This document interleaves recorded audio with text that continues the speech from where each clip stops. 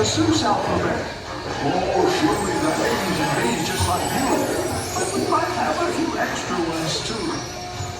Now A is for apple, as everyone knows. Too bad we don't happen to have some of those. But look out for B, a bodacious blue bubble. And Bumblebee's buzzing won't cause you much trouble.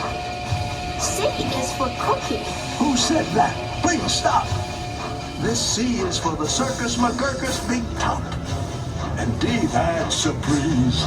How about the daring young lad on the flying trapeze? Does anyone's name here start with D?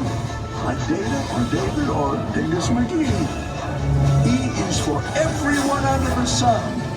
F is for friends who are all having fun. G is for green, but we'll get to that. H is for what tops that silly old cat. That's right, the hat of the cat. Or maybe just for the old hip, hip, hooray! Yeah, you can do it. Say hip, hip, hooray! Good for you. We could do that all day. I is for icing on top of a cake. And J is for jumping right into a lake.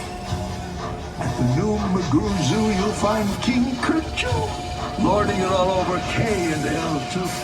When you come down the road, did you happen to see a sign for a village called MNOP? O is for opposite. North and south going Zaxes, stubbornly stopped unbudged in their traxes. P is for perfect. A day at the beach. Q is for quick. Look, that must be a sneak. Now back to G. Why?